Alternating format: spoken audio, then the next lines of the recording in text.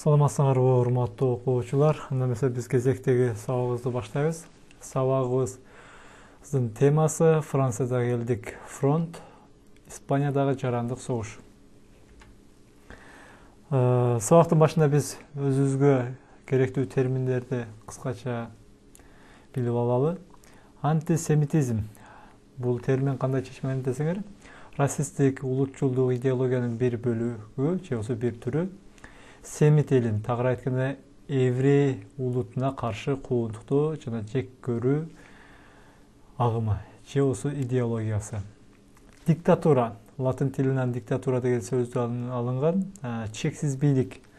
Мамлекетте бийликти демократиялык жол менен эмес, жеке адамдын кызыкчылыгы менен ишке ашыруу дегенди түшүнөбүз. Ал эмесе парламент демократиялык мамлекеттердеги өкүлчүлүк кылуучу жана мыйзам чыгаруучу жогорку орган. Эми Франциянын 1930-жылдардагы саясаты экономикалык кризистерин өтөбүз. 1930-жылдардан баштап экономикалык кризис башталган Францияда. Кризис айыл чарбасына катуу сокку уруп, эттин, мөмө жемиштердин, шараптардын жана башка баалары аябай болуп көрбөгүндө түшүп кеткен. Дыйкандардын банктарга болгон карызы өсүп кеткен. Жумушсуздук болуп көрбөгөнү күч алып, өлкөдө жумушсуздук менен жаштар, пенсионерлер, согуш ардагерлери, көп балалуу үй бүлөлөр көбүрөөк дуушар болушкан. Өлкөдө саясий абал туруксуз да болгон. Мунун кесепетинде 1929-1932 жылдары министрлер кабинети же болбосо 8 жолу өкмөт алмаштырылган. 1932 жылы парламенттик шайлоодо радикалдар дагы жеңишке жетишкен. Радикалдар программасында согуштук чыгымдарды азайтууну, жумасына 8 сааттык жумуш убактысын киргизүү, темир жол компанияларын мамлекетке өткөрүү жана башка программасында болгон. Бирок радикалдардын бийлиги дагы туруктуу боло алган эмес. 1934 жылга чейин 6 өкмөттү алмаштырышкан. Пенсияларды, айлыктарды кыскартуу, салыктарды көтөрүү менен өздөрүнүн программасына каршы иштешкен.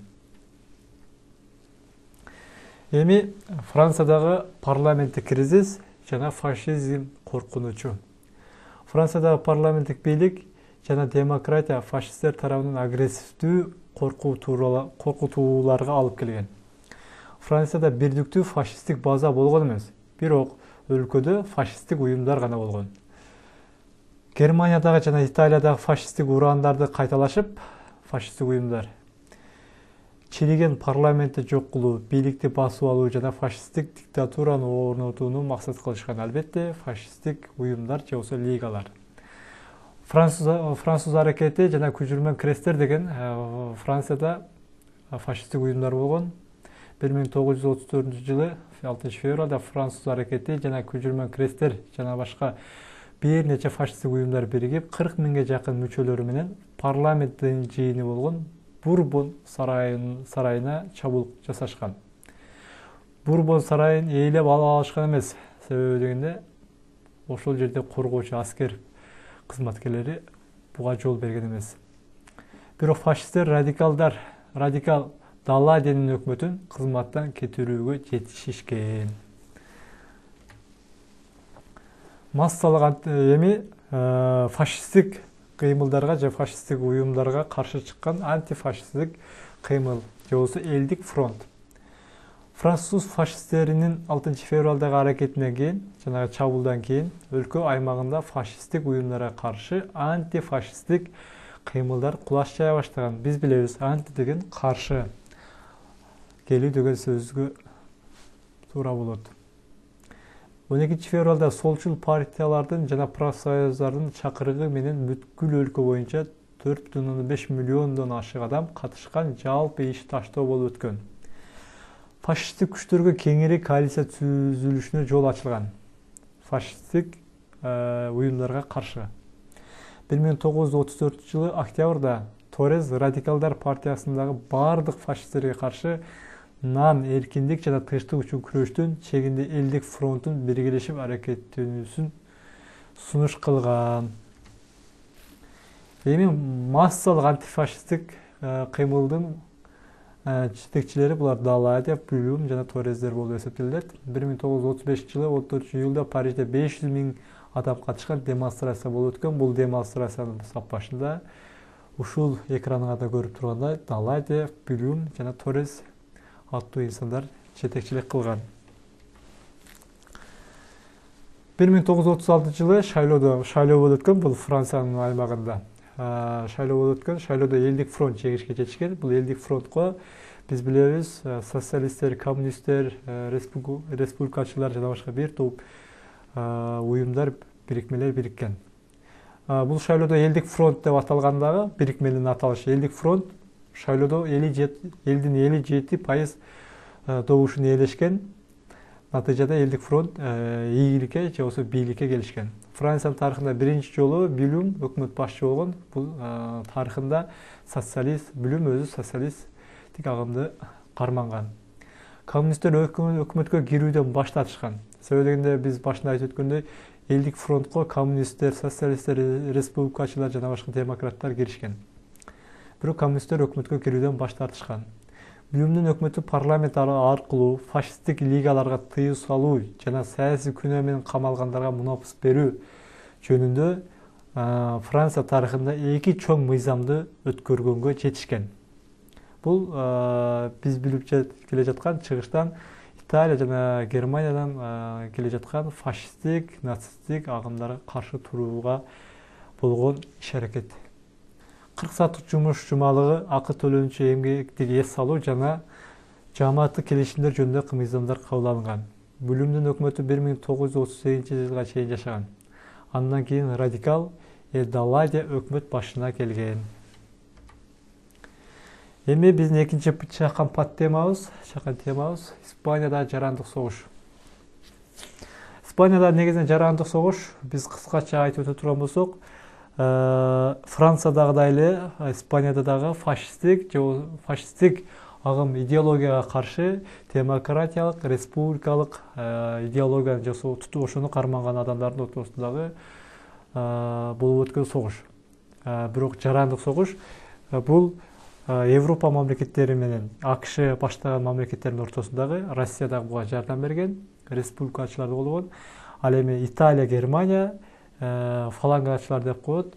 Фалангалачылар булар ошол фашисттик, нацисттик идеологияны карманган адамдардын ортосунда болуп өткөн согуш. Эми экраныңардагы көңүл бурабыз. 20-жылдын башында Испания өнөр жайы жагынан эң эле начар мамлекеттер болуп кала берген. Себеби Европада эң начар мамлекеттердин бири болгон.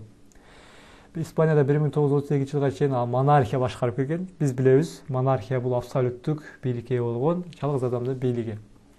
1929-1938 жылдары экономикалык кризис, саясий кризиске өтүп, экономикалык кризис болгондо бул өндүрүш, өнөр жайлар төмөндөп кеткен. Ошолордун наразычылыгынан элдер бийликке каршы дегенде ошо саясий кризиске өтүп, иш таштоо кыймылдарынын жанагы дыйкандар көтөрүлүшүнүн натыйжасында Испания республика болуп жарыяланган. Тагыраак айтканда 1932-жылы Испания монархиялык бийликтен демократиялык бийликке, тагыраак айтканда элдин бийлигине өткөн. Испанияда фашисттердин таасиринин өсүшү солчул партиялардын биригүүсү тездеткен. Себеби Испанияда дагы, Франциядагыдай эле фашисттик, нацисттик, шовинисттик агымдар Испанияда да күч ала баштаган. Бул өз кезегинде солчул партиялардын биригүүсүн тездеткен. 1936-жылы социалисттер, коммунисттер, республикачылар жана кесиптик кошундар биригип элдик фронту түзүшкөн. Демек Француз өкмөтүндөгүдөй эле Испанияда да кайталанып жатат.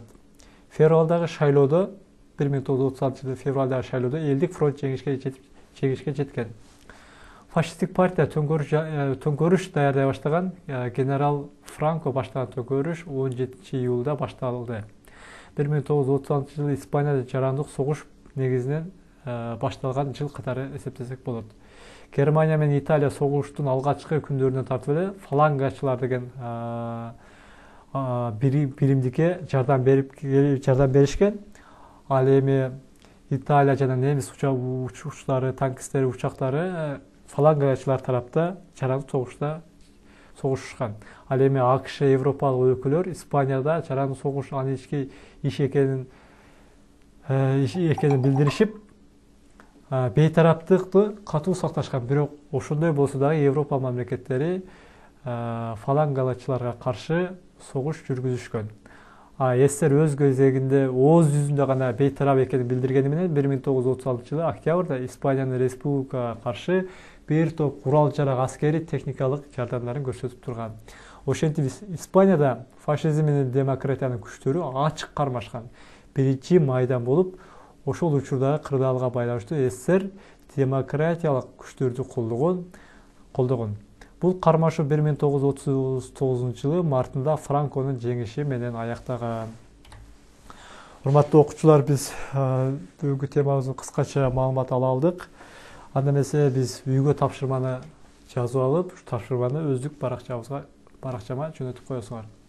1936-жылы Францияда шайлоодо кимдер жеңишке жетишкен? Францияда фашисттик уюмдарды атап жазыңыз. 1929-1932 жылы Францияда канча жолу министрлер кабинети алмашкан? Франциядагы элдик фронтко кимдер кирген? Даллади өкмөт башына канчанчы жылы келген? Испанияда жарандык согуш канчанчы жылы башталган? Жарандык согушта фалангачыларга кимдер көмөк көрсөтүп турган? Демек, ушул суроолорду тетрадьыбызга жазып, жоопторун дагы жазабыз. Эми бүгүнкү сабакка көңүл бурганыңыздар үчүн чоң рахмат. Алган билимиңиздер жугумдуу болсун.